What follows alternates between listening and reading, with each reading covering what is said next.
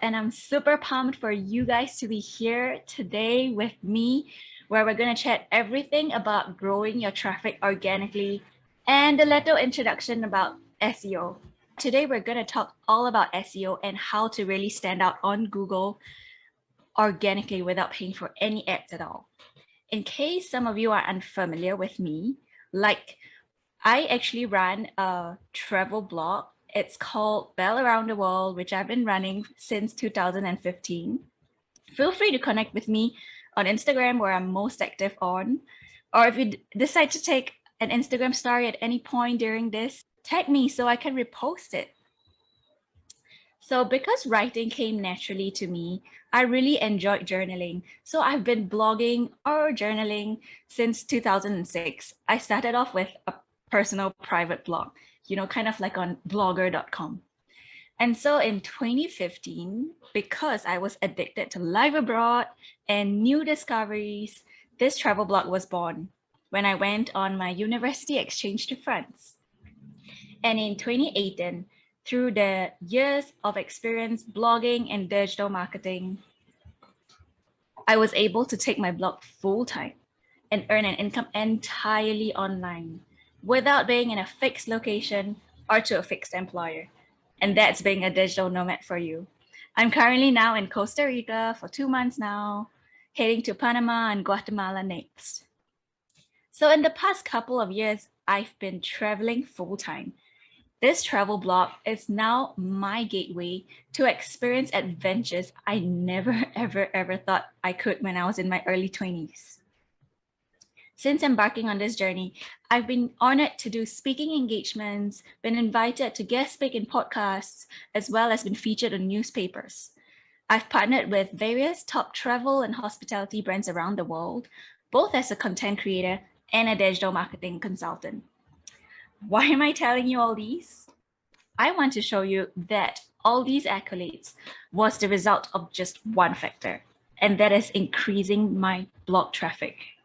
Because of that, I was able to build my authority as a travel expert and become trusted and vouched for by all these different brands. These are just some of the activities I was able to do in my travels in New Zealand, South Africa, and all around the world. All of these experiences that were presented to me after establishing myself as a travel expert. So, I want to ask you a question. How would you want to live a life like this? To do something that matters to you, where you can make a difference in your own littlest ways, where you can be regarded as an expert in your field, where people will turn to you for advice on whatever it is you specialize. Because, that's the reason why you have your business idea, right? Can you imagine how much more your life can change when you're able to generate leads on autopilot? How much time you'll free up and how much more income you can make? Why am I telling you all these? Because I want to show you that if an average girl can achieve her dream of blogging full-time, achieve work freedom, be regarded as an expert in travel, and be able to be here to share more about how SEO can help you today, then you shouldn't be afraid to pursue your own blog biz ventures too, whether that's in the travel space or any other industry that you're passionate about. So at the end of today, you're going to be able to discover why growing your traffic is going to be your number one goal. And that's the only thing you want to focus on. You will be able to learn the most efficient method of growing your traffic exponentially. And you'll be this one step closer to making money off your site passively. And basically turn your lifestyle into the freedom-based lifestyle that you crave.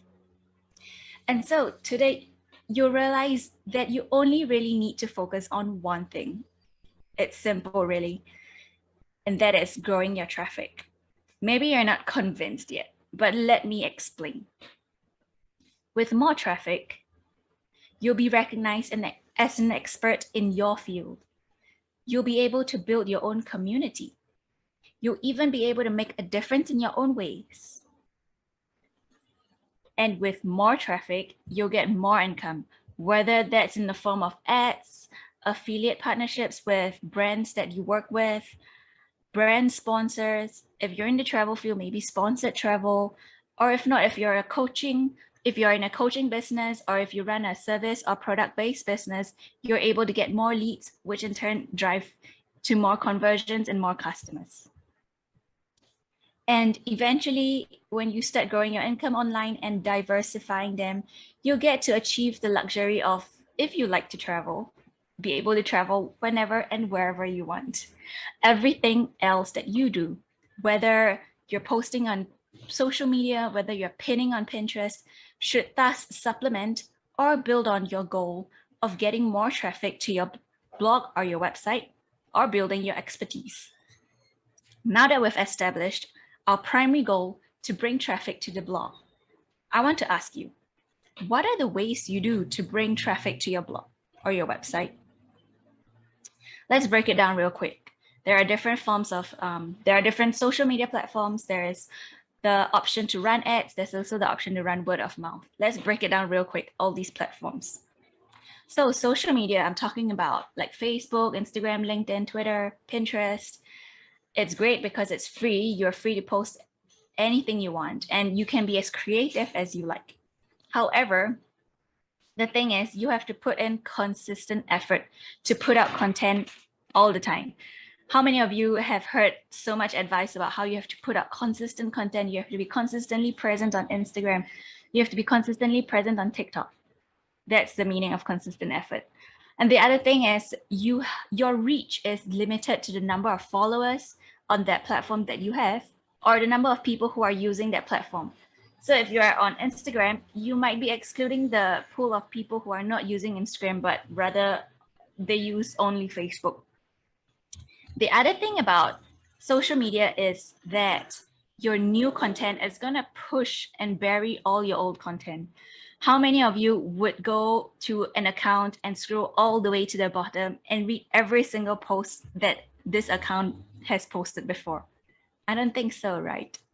And the other thing about Instagram or Pinterest, this is more of an aesthetic platform. And so people or businesses who have really aesthetic, photogenic, artistic abilities, they tend to do better than businesses who are more abstract, who are maybe in the service business. Or say if I run a lawnmower business, no one's really going to follow my Instagram account of pictures of lawnmowers, are they? And so that's social media for you. Now, when we talk about digital ads, it's great. I love ads, although I'm an advocate of organic methods, and I'll tell you why. It's great because it's targeted. You can target the exact demographic, the exact location, age range, gender that you want to target in your target audience. And it's also measurable. For every penny you put in, you can see measurable results. The thing about running ads is that, one, it can be costly. If you really want to reach a large audience, you have to constantly pump in money all the time. Also, it's not passive. And what I mean by that is, if you are running campaigns this month, you're getting results. But in the next month, if you're not running any campaigns at all, you're more likely going to hear crickets. And in today's information age, we as users are primed to ignore ads. People can be guarded if they think they're being sold to. And so ads are no longer as effective. Lastly, when we talk about word of mouth, hands down, it is the most effective form of marketing, because I am getting recommendations from my circle of friends that I trust. Naturally, I will trust anything that they recommend. If you're able to nurture your readers into brand advocates, they become your biggest supporters. These are the people that will recommend your product without you even asking them to. The thing is, unless you already have a huge network of supporters that you've nurtured and turned them into raving fans, it definitely takes a lot of time to nurture all these people. If you're just starting out and you have a small pool of audience, small pool of customers, you're gonna be able to only reach a limited amount of people with word of mouth. And so I want you to get this. There are over 600 million blogs on the internet. Blogging has now grown to become one of the most dominant forms of web content. This statistics goes to show some way towards illustrating the sheer scale of modern blogging. Marketers who blog are 13 times more likely to achieve a positive ROI. And I want you to let this information sink in a bit. Maintaining a blog has little overhead costs, and it's often the go-to strategy for small businesses with limited budgets. Inbound marketing statistics have revealed that prioritizing business blogging can increase the chances for a positive ROI by up to 13 times. Imagine that. Stats on blogging also reveal that websites with blogs attract 55% more visitors than websites that don't maintain blogs. This can be a huge difference for your business, as more visitors mean higher lead and sales conversion rates. And 60% of people engage with blogs in some way. Of those, 39% are reading blogs up to 3 times a week. 10% do so 4 to 6 times a week, while 11% read blogs on a daily basis. This is why I advocate having a blog, because 70% of consumers prefer learning about a company from a blog post to an ad. Whether you're running a business or intending to use a blog as your main platform, it is important, it is essential to have a blog these days. My friends, that's why I want to introduce you to a new form of marketing, content. Why do I say that? In this internet age, what users want now is to be informed. They want to know if they're making the right shopping choice. Between choosing Nike or Adidas for the best trail running shoes, do you look at who advertises better? No. You Google articles, you Google reviews, you watch YouTube tutorials of people who have used the product before. And so we as users these days are now primed to ignore ads. People can be guarded, as I've mentioned, if they think that they are being sold to. And so advertisements are no longer as effective.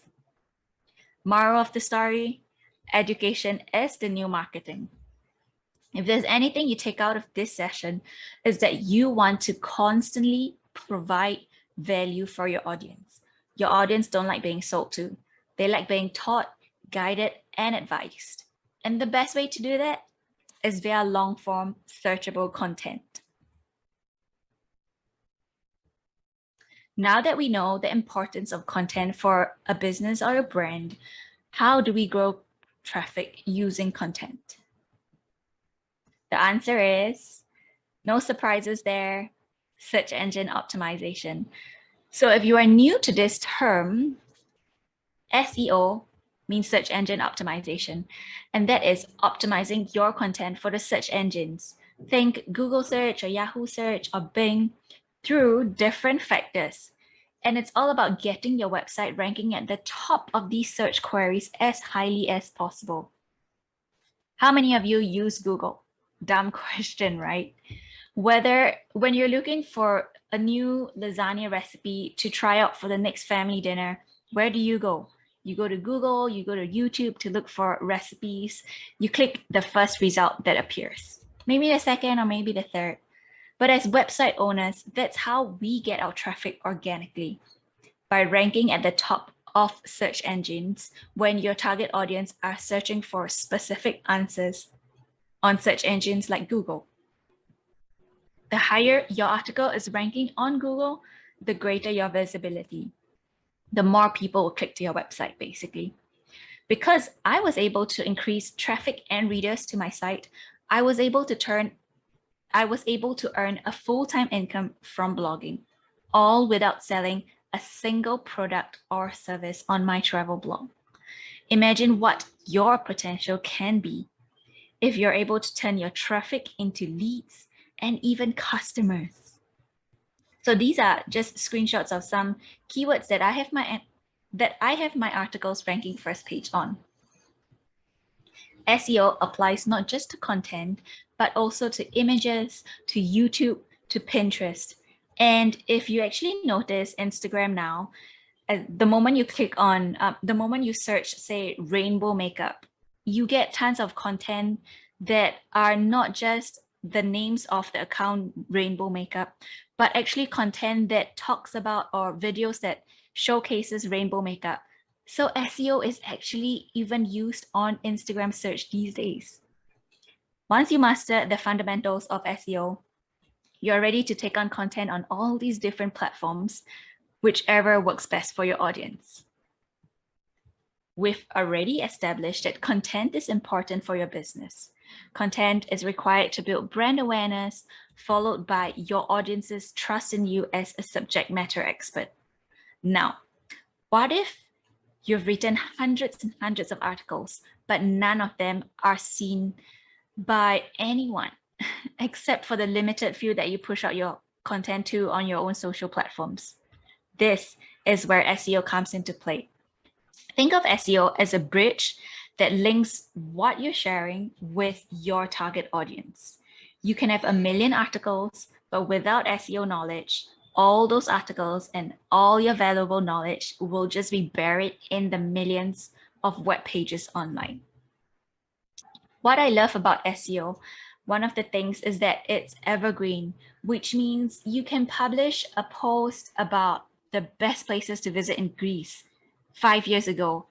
And even today, when people are searching the best places to visit in Greece, your article will still be ranked at the top. You will still be getting traffic for that exact keywords that people are searching for. And the beauty of that is it's passive, which means you only have to publish one time a really good piece of article and have it rank on Google. And then you get the traffic passively, even when you're sleeping.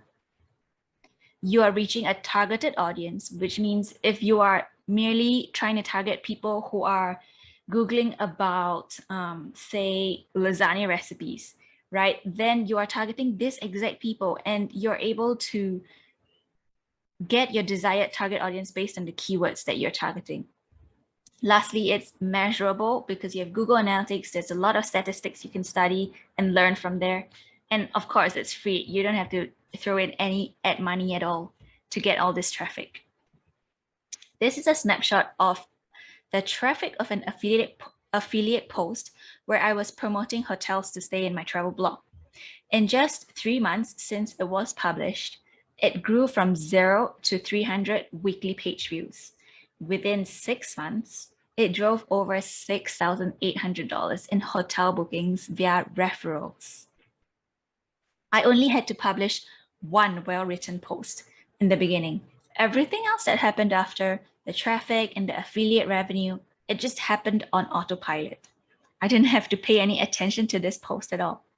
Now, how would you like if you could publish a post, let it sit on your website on its own, and start earning affiliate commissions or start generating leads on its own by attracting your potential customers, all on autopilot, even while you're asleep?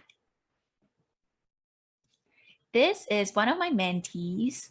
She mentions that as she develops all areas of her business, my SEO course has helped her determine that SEO is one of the most important things when it comes to ranking your website. Really amazing. So going back to how SEO can help you achieve more traffic, it can help you achieve not just more traffic, but also evergreen and passive traffic. And with that, it can help you crush your goals with your website, whether it's wanting to work remotely, whether it's wanting to free up more time so that you can pursue things that you love. For me, it's travel. And so you can achieve all of that. Now, let's dive right into how to actually rank on Google in a seemingly saturated market. So in the interest of time, I'm only able to touch on some fundamentals, but they are essential for you to get started with SEO. I'll be sharing some extra resources for you to claim to help complement your learning on SEO so you can continue advancing on your own after watching this training. First, let's talk about keyword research. You may have a million articles that you've published, But what use is it if A, no one's searching for it, or B, it's so competitive that it's impossible for you to be on the first page of Google? You can use keyword research to find different variations of a keyword, different angles you can approach it. You can even assess your competitors, what keywords they're ranking for, what are their top pages, who's linking to them, etc., and use that to further improve your content.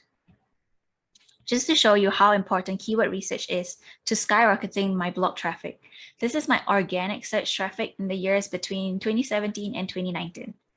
I've been using KeySearch, a keyword research tool that I swear by, since 2018, and you can see what a life-changing experience it has been on my traffic growth.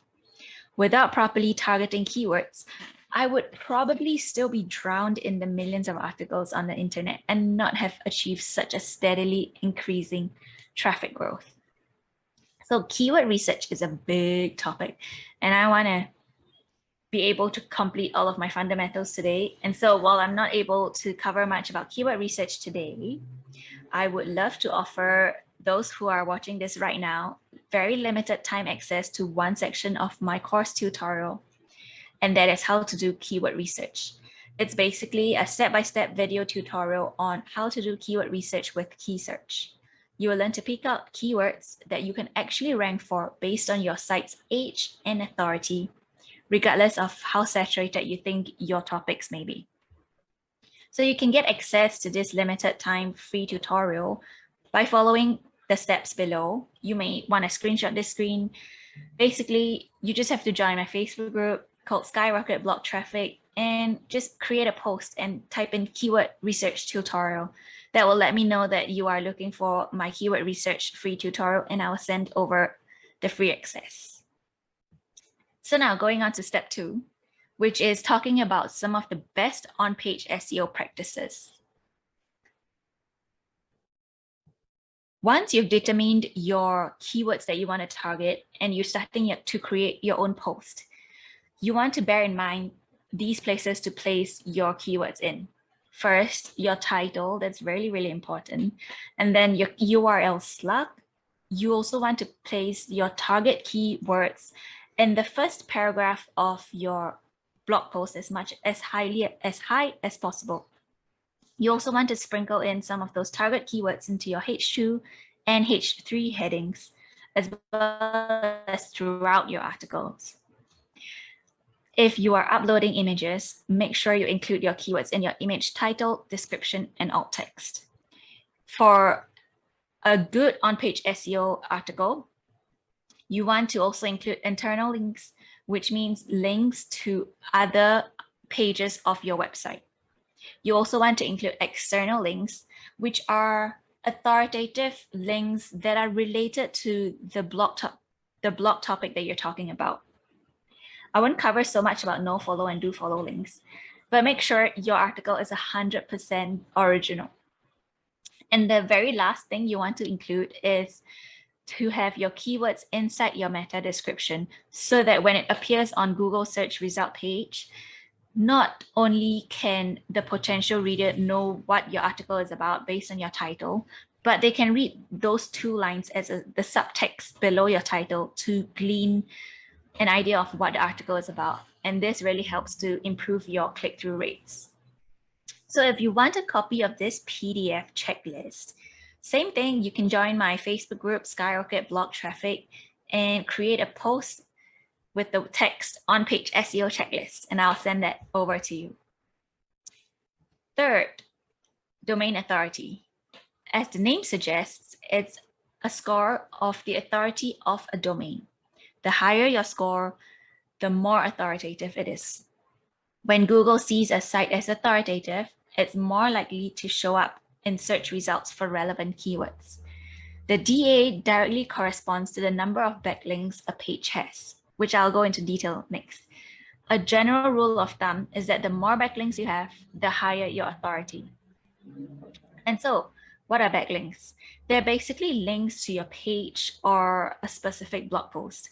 They usually do follow, And it's kind of like saying the more people, different people linking to your site, the more your site is vouched for by all these different people. Google thus counts these links towards your authority in the topics that you cover. I'm going to share some different ways to get backlinks from other sites. Due to the brevity of time, I'm not able to go through each and every one in detail. In my full SEO course, which you can purchase, you are going to get not 2, but 7 guaranteed ways for bloggers or site owners to get backlinks from authoritative sites. These are the 7 ways I've been able to get backlinks to my travel blog consistently, and they work all the time. So the easiest method is by guest posting on other high DA sites. In my SEO course, I go into detail who to guest post for and what topics to write about. Because, come on, who has time to write for any Tom, Dick, and Harry, right? Whoops. So here are some publications I've contributed to over the years. You just need to know where your audience is hanging out at, where they're consuming their info from, then reach out to those publications asking if they're open to you submitting a story or an article. Another way to increase your backlinks is by getting interviewed by bigger name publications. You can think about some publications that might be interested to pick up your story. I'm going to give an example. Say you write about digital nomadism, or you're actually living a digital nomad life and you want to contribute an article about your digital nomad life journey. So there are tons of articles out there. There are tons of publications that are really talking about digital nomadism right now. Even big authority sites like entrepreneur.com, forbes.com, they're all talking about, working remote. And so these are ideas, these are publications that you can consider pitching to. Huffington Post is one publication I've been getting backlinks from. Another benefit to this is that I get to reinforce my expertise in the travel industry. It sends a message to my readers saying, hey, if HuffPost trusts my travel advice, my word actually means something. If you want to learn more about how to do that, in my course, I show you how to expose your story or your brand to a whole new audience through brand storytelling and attract fans by getting interviewed by reputable media and news outlets. You'll learn how to come up with a unique and irresistible story angle that news outlets would be hungry to feature. Also, I share my exact method on how to pitch to different outlets so your emails don't get ignored. Now, here's a summary of what we covered so far. First, you really want to master keyword research, and I have a free keyword research tutorial that you can go through to get an understanding of the different ranking factors that matter and how to really choose the keywords to target for your website. 2, we talked about best on-page SEO practices, the different locations within your blog post that you should place your target keywords once you have decided on those keywords that you want to rank for. 3, domain authority. It's important to grow your domain authority of your website or your blog. Basically, you want to have as high a domain authority as possible because Google still looks at DA when it comes to ranking your site at the top of Google search. That's the reason why you always see like Wikipedia or CNN or Forbes, even BuzzFeed ranking at the top for certain keywords because they have a really strong domain authority. And lastly, to build your DA, you want to be constantly getting backlinks to your site. If you're able to follow these guidelines, you're well on your way to ranking on the first page of Google for the keywords you've targeted. And not just your article, but also your images. This screenshot you see here, this is the image that has ranked on the very, very first result when I searched Labuan Bajo, which is a destination in Indonesia. One of my clients have seen marked improvement with his traffic. As he mentions, he's improved his traffic by up to 500% since properly implementing SEO to his website. One of my students, Fiona, I really wanted to highlight her because I want to show you that even as new bloggers, as new website owners, if you diligently use strategies that I teach, you'll be able to achieve evident traffic results like Fiona.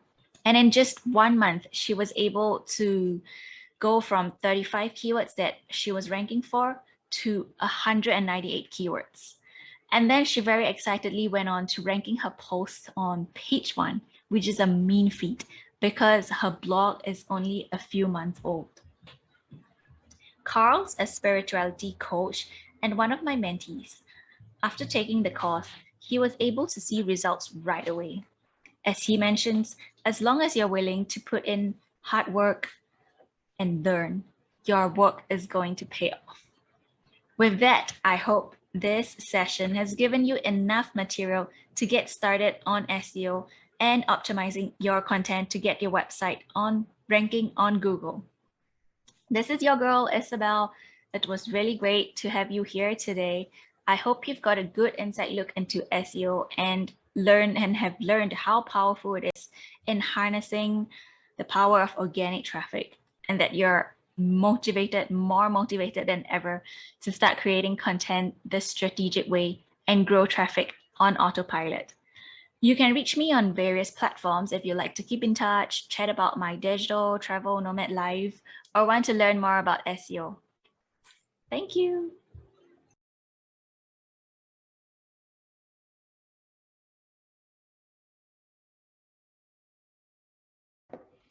Isabel, y'all. Isabel is in the house.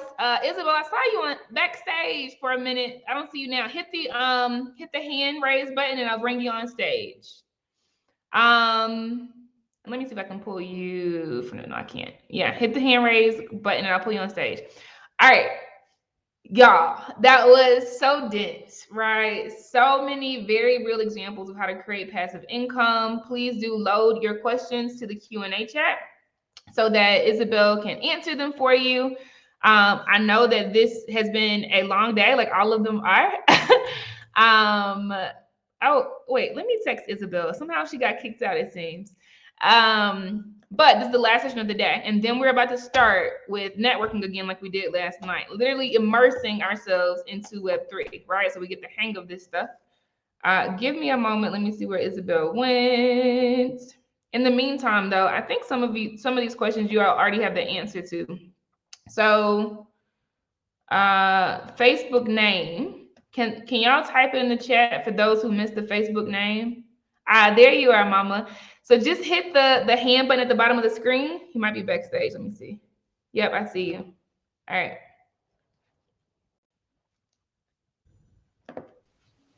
Hello, Isabel. Hi, sorry, it was bad timing. No worries, you're in Guatemala. That's what Yeah, that's hello. what it's like being a nomad. How are I you did, today? yeah, I'm good. How are you? How's everyone? Good. That was so rich. That was so rich. Yeah, And thank you. while we have you, we'll make sure we flip the questions pretty quick. Oh, look. And just to remind everyone, Isabel, how long have you been basically supporting your lifestyle as a traveler? How many Yeah, years? I've been traveling since 2018 full time. Super dope. 4 years. So over seven years. Yeah, since like over 4 years. Yeah, but I've been running my blog for over 7 years. That's right. Dope, dope, dope, dope, dope, dope. Okay, so let me raise some of these questions. So the first one comes from Dejanay Isabel, and she says there are so many SEO plugins out there as well, particularly for WordPress. Rank Math and Yoast being top two contenders. Which do you prefer? Yeah, this is a good question. I've used both, and I'm particularly biased towards rank math these days. I'm just using the free version. Both have free versions, and I think the free version for rank math is especially beginner friendly because it helps you set up everything. As long as you have a Google Analytics account, it helps you basically set up to have your WordPress optimized for SEO on the back end, and you don't really have to deal with all the technical advanced settings. So yeah, I would go with rank math. Really, really great question, Dejanay. Very, very awesome feedback. Okay, and the next one is coming from Tiffany Brown. She asks, what Ooh. site do you use for flights when traveling as a travel blogger? Yeah, I am totally unbiased here, and I would say Google Flights. It's like by far the best tool I have found to really search for flights across the board. Like whether it offers a lot of flexibility, like you can search everywhere, you can search based on your budget, you can search based on how many stopovers you want. So, and there's this map function. If you go to flights.google.com and there's I think there is the explore button. So when you hit the explore button, you can also you can see by list, and you can also see by the map. So the map is very interactive. As long as you move your map around, it will show you prices from one place to all these areas in the region within the map. Super dope. And if anyone has any more questions, definitely don't be shy about asking. You can even come to the stage, right? So if any of you want to dialogue with Isabel, you can absolutely do that. So just hit the hand button at the bottom, and I'll bring you on stage, and you can ask questions, you can give feedback, you can give flowers, whatever it is that you want to do. While that's queuing up, Isabel, two questions, right? When you first started traveling, was it scary for you? And number two, do you still travel alone? Um, was it scary for me? Yes, there is always an element of fear when it comes to like, putting yourself in uncertain situations, especially like entering in a foreign country. For me, how I combated that was like picking countries that were has the countries that have like, um, more a better reputation for safety, like in more developed countries like Europe, the Europe region, or like New Zealand, which was where I kind of started as well. So as long as you pick places that are kind of established and with crowds, you're not in a totally rural town in the middle of nowhere, it's good to start there. Yeah, and your second question on whether I travel alone. Yes, I do. Actually, this Guatemala trip, I actually booked it for myself. And I was just planning to like wing it on my own. But like coincidentally, my friend from Mexico, whom I met last year, exactly 1 year ago, decided to come join me. So I am traveling with a friend. But yeah, I'm totally down for traveling solo.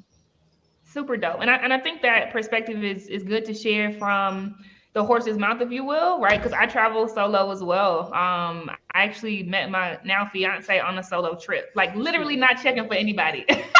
Yeah, I um, feel like it's the best way to meet people. I like the past yeah, 2 days I was alone. I already met some friends from the hostel, from like people I 100%. yeah. Yeah, and I agree, being and because the audience is all women, right? All Black women. I echo everything Isabel said, right? Like do your research, right? Because typically Mm-hmm. if a place has been found to be dangerous for expats, someone's gonna write about it, right? Like everything Isabel said today is timely because all the 87% of the information we consume is from blogs, believe it or not. Like when you're Yeah. searching, 87% of the answers you get are from blogs, from people who just decide to write about something. So you're gonna Mm-hmm. typically find it if something is dangerous. But yeah, like I mean, I'm sure you've gone all over the world, Isabel. I've way more than me, but I've definitely solo traveled to Cape Town, Kenya, um, Dubai, Tanzania. Mm-hmm. Like I love a good solo trip. Yeah. I get my best like healing and creative flow when I'm by Mm-hmm. myself. Yeah. Yeah. I tend to like think. I tend to be able to write more when I'm on my own Yep. and with my own thoughts. Totally. Yep. Agreed. Okay. So Mia wants to come on stage and talk to you, and then we'll have Chandra. So Mia, I'm bringing you up.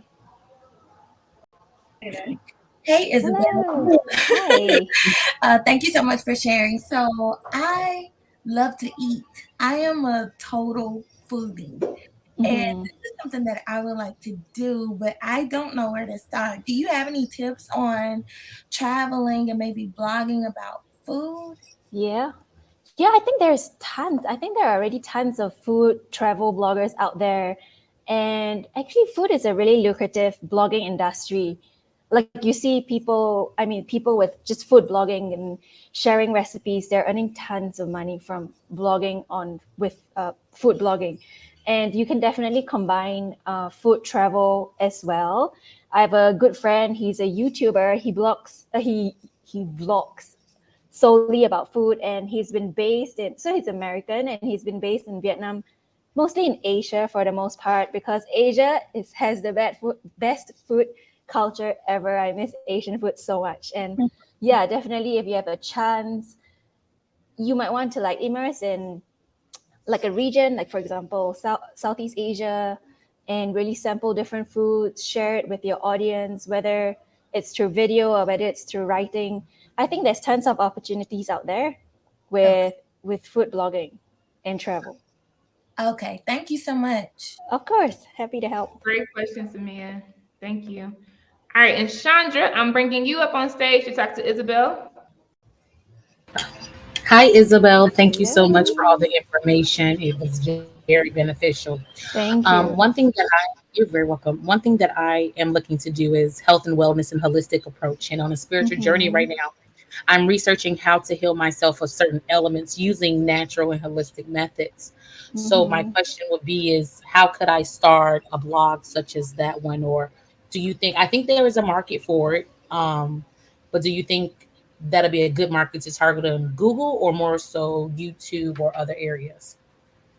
So based on the research, do you plan to write based on your experience or based on your research that you found?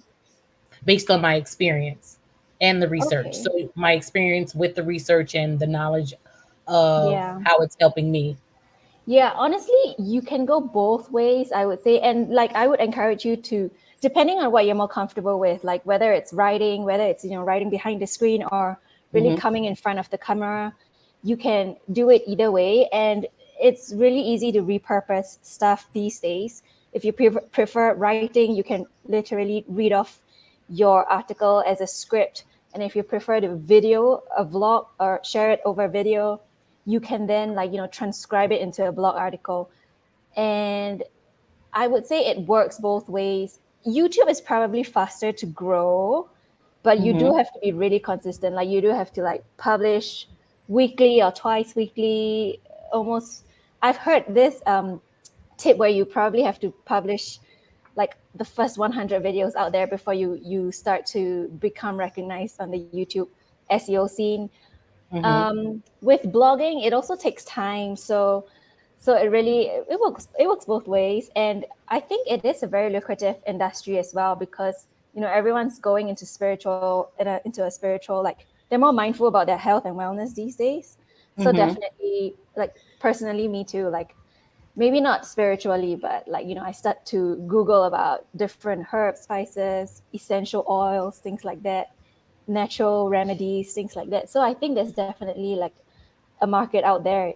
um, if you want more concrete information on whether there is a demand, you can always do some keyword research and see what kind of volume search certain keywords in that niche has, and you'll probably be more affirmed on whether or not to focus in certain areas within the whole industry. Okay. Thank you so much. Yeah, pleasure. Thanks so much, Chandra. And super dope, y'all in the chat. I see a lot of you are giving feedback to her question. It looks like that's a very in-demand topic in our demographic, especially. So I think it's dope you said it on stage, Chandra, because you're in a vein, clearly. All right, Isabel, I'm bringing up Tiara to talk to you right now.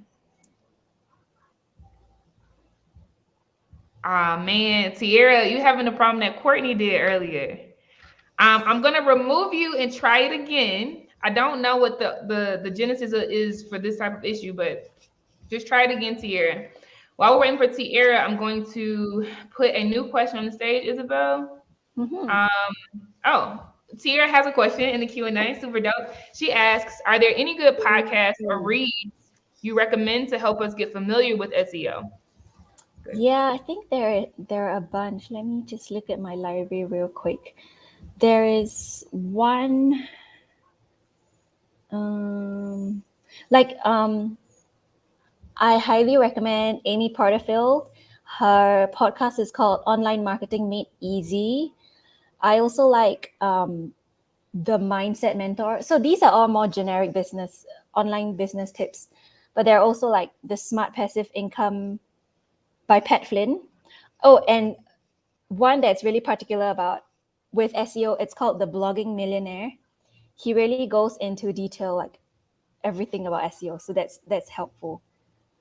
Yeah, I think The Blogging Millionaire is someone you should check out for sure. And I think there is one more. Let me check real quick. It's by Dog Crowy. Yeah, I'll type it out in Dog Crowy. I can't. He's also great for with affiliate marketing. Super dope. And I've typed out the first four you said, Isabel. So y'all, it was Online Marketing Made Easy, the Market Mentor, the Smart Passive Income, the Blogging Millionaire, and then this fifth one, Isabel is typing out for you. Oh, she did. And I'm gonna show it on the stage. Doug Crow. Yep. Super dope. All right. Tiara, we're gonna try again, mama. No, oh.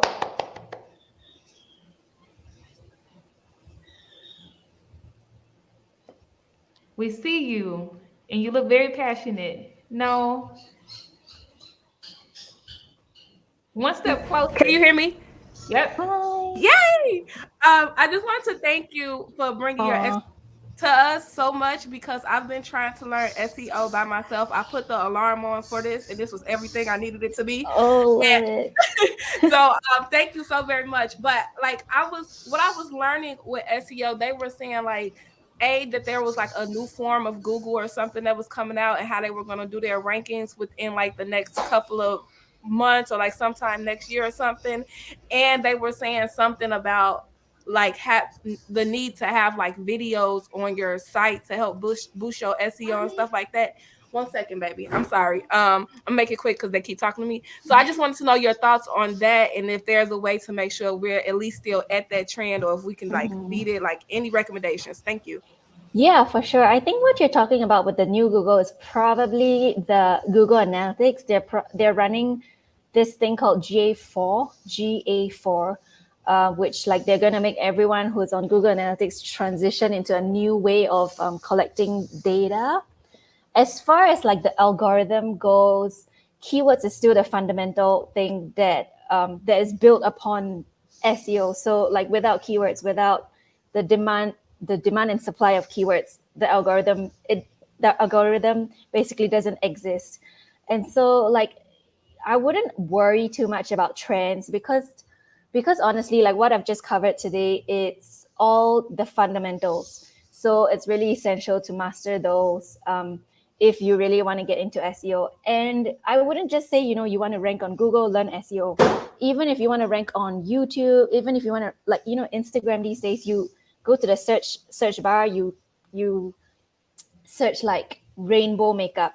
It doesn't show you specific account's name anymore. It shows you anybody who has created content about rainbow makeup. So that's SEO in play. And so, yeah, like master the fundamentals. Don't worry so much about the trends. The second thing you asked was if video is important. I would say yes, it does. There's been studies that have shown if you put two content together and one with video, the one with video tends to do better. So as a rule of thumb, if you're able to supplement your content with different multimedia, whether it's video, pictures with alt text and description, videos, pictures, infographics if you have, statistics, anything to back up your content, anything that shows Google that, hey, this article is really not just informative, but it's also backed up with real life data, with there's a mosquito, sorry. Basically anything that, shows expertise in that topic that you're talking about, that's key. That's what Google will show at the front of your search engine results. So if you have video, definitely put it in. Super dope. Thank you so much, Isabel. And Gina, I'm bringing you to the stage, love. Isabel and Casey, thank Hi. you. I walked away for a quick phone call, and you were saying about keywords, and that was part of what I was trying to wait and listen for, and then I had to go away. So, how often, with the keywords we're looking for, how often should I go back and say update or look at it if I'm doing the best that I can be doing? Yeah. Because I think that my keywords are good, but it's not really bringing the traffic. Yeah. I would first look into your competitors. So for the keyword phrase that you're trying to rank for, go into incognito, type that in, look at your top competitors, and then really study your competitors out there. Like, look at the length. Are they writing more than you?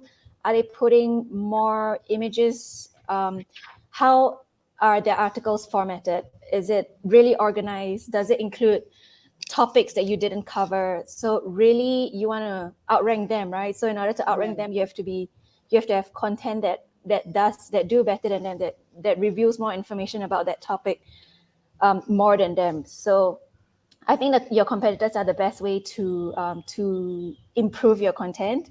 There is also, like, because I was talking about key search, there is also a function in key search where you can literally put, because I'm in the travel field, I'm going to give an example, like Boston itinerary, like let's say a blog that has a Boston itinerary, you just copy that specific URL. And if I had a blog post about Boston itinerary and I put it in, they will show you the comparison of the keywords that they are ranking for that you are not. So that's super helpful because, like, you know that you're missing those keywords. And so you can beef up your content by adding those keywords and furnishing it with more information.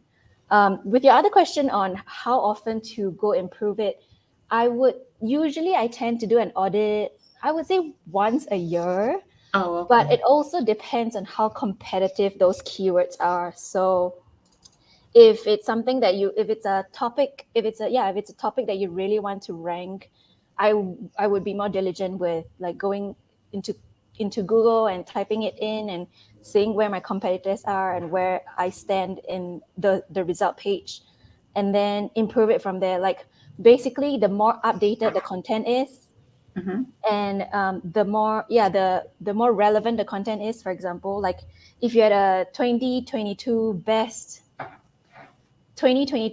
like best flooring for, let me give okay, I'll do a travel example, like best destinations to visit in 2022 versus someone who is talking about best destinations in 2021. If you have content that's updated and also in trend, then you definitely have a better chance of ranking than them. So Thank you. yeah. Amazing. Thank you so much, Gina. Mhm. Isabel, in the content, I mean, in the comments, they love all that you're giving, all these Woohoo! gems that you Thank are dropping. you. So thank you so much. Okay, so I'm gonna throw another one on stage. This one is from Courtney. She asks, "How would you blog for a nonprofit for domestic violence?" um I would say the same with everything else. Like, what is your purpose with running a blog that's about domestic violence? Is it to create awareness? Yeah, I guess it's to create awareness.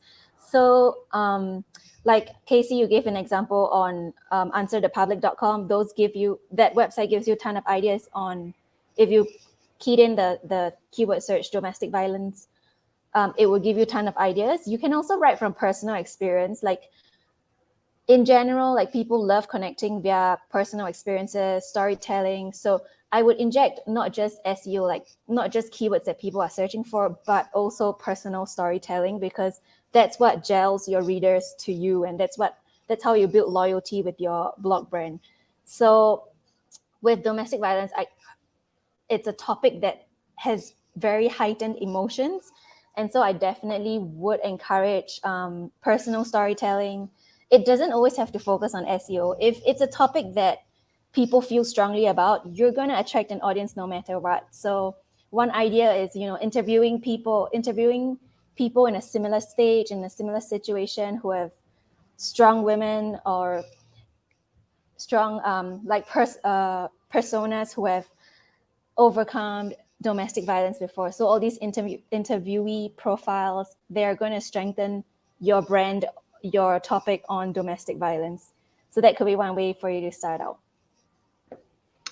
That's so good, Isabel. All right, I'm gonna show very quickly, Isabel, the last one, y'all. We out of time.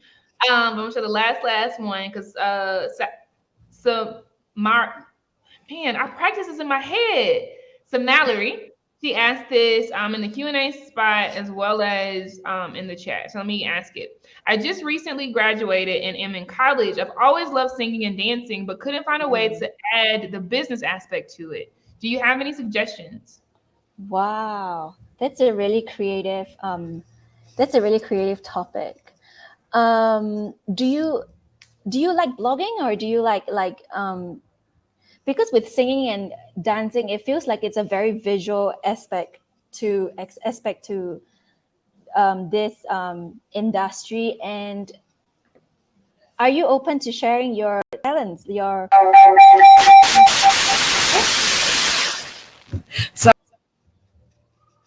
no worries. Casey, I think you're muted. Sorry, me and my mom are both listening to this at the same time. But yes, I actually am willing to blog about it. Because ever since I was a little girl, those two things have always been the things that I'm most passionate about. But I could never figure out a way to really make a good profit off of it.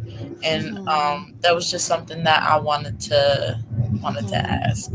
Yeah, I would say in that field, I would go into video, whether it's like on YouTube or whether it's TikTok. If you are open to sharing and like flaunting your talents, I think those platforms would really do well with singing and dancing. And yeah, naturally, once you've built an audience, you can definitely monetize as a creator, as a talent, as a creative. So yeah, are you open to those, or are you thinking more? Are you thinking deeper into the business aspect? Honestly, I think I would like to do both. Yeah. Just to be able to see both sides and how they work for me. And also like the traveling aspect of it, because with singing and dancing there's so many different types all around the world, and I want to be able to show that not everybody has to fit in one box. You can do it all. So yeah, I would really like to do both. I think both would be good for me. Yeah, I think so. Because like, I mean, YouTube is a longer form of video where you post like maybe 8-10 minutes, 8 to even up to 30 minutes long. And with TikTok, it's like up to a minute, right? So you can also always repurpose. You can always film like something long and then cut it into bits, into like minute long segments, and share it on TikTok. And then both are really great profiles that you can really grow organically in. And I mean, take Jennifer Lopez as an example. Like, she's a representative of like the Latino culture, and she's also really made it really well in her career with not just, she started off as a dancer, but then she went into acting and then into singing. So go girl, you can definitely do it. There's already people out there that has done it before. Entertainment industry is always sought after, so it's definitely something you should pursue. Don't second guess yourself. Thank you so much. I really appreciate it. Awesome. Super dope. Yeah, I'm glad you came up, Mallory. And what's up, moms? Thank you for tuning in too. Beautiful, beautiful, beautiful, y'all. And I gotta tell y'all how I met Isabel to the point of SEO, right?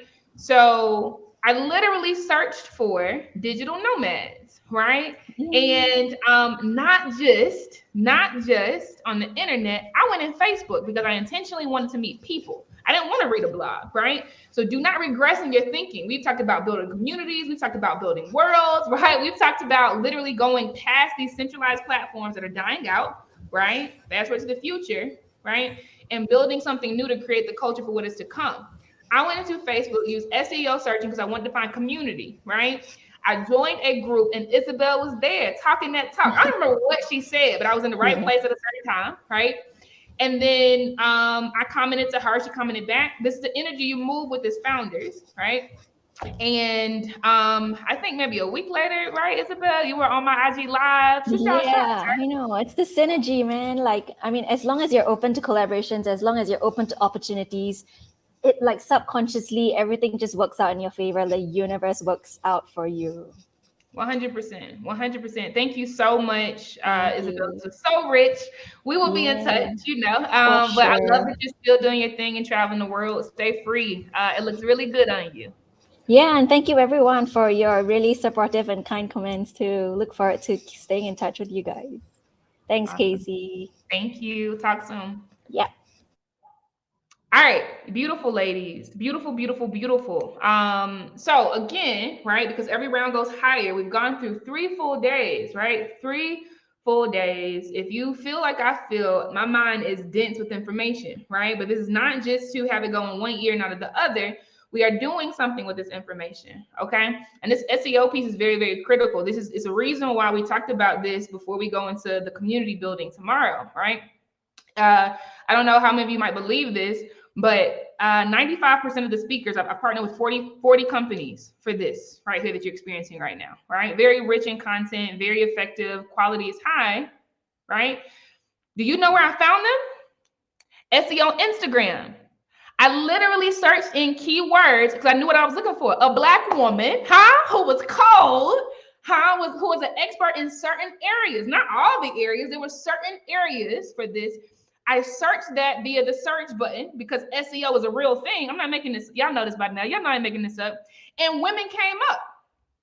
95% of the speakers. Listen, it's not 100 of them, right?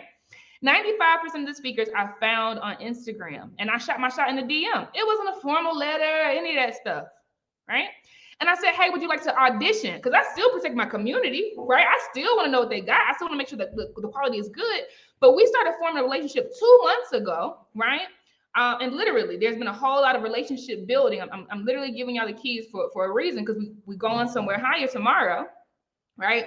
But understanding SEO, not only how to use it to be found, right? But using it to find the people you're looking for is so important. So put these words into action, right? I think my internet is kind of in and out. Drop a 1 if you can hear me. Drop a 1 if you're still with me, because I don't want anybody to miss this. All right, beautiful. Thank you, Tiara. Thank you, Isabel. Thank you, Chandra. Okay, beautiful. I want to make sure.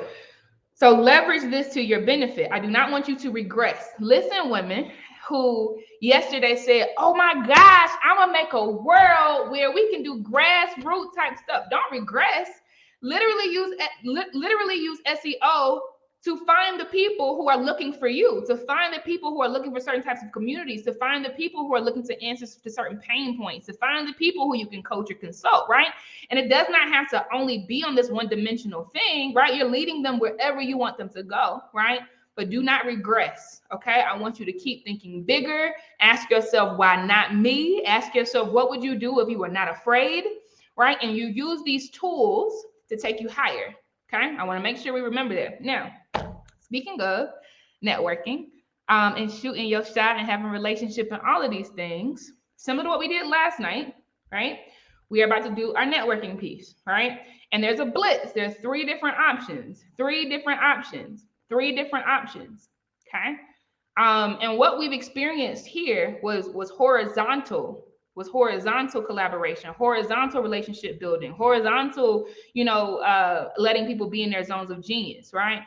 Yes, there are a few partners, but I was rocking with them for real. We really have a relationship. I'm not bringing anybody in because I'm like, oh my goodness, we need a big corporate name, right? So I want you to use these networking opportunities to literally build a relationship and figure out how dope your sister is in certain areas, and y'all build together, right? In different ways. Networking opportunity number 1 is the speed networking round.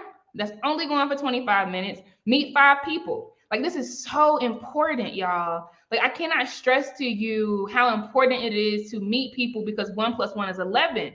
You learn about tools. You learn about software. You learn about money. You just learn so much stuff, right? So when you get thrown in there tonight, you'll meet 5 people. Depending on how long I talk, it might just be 4. That's it.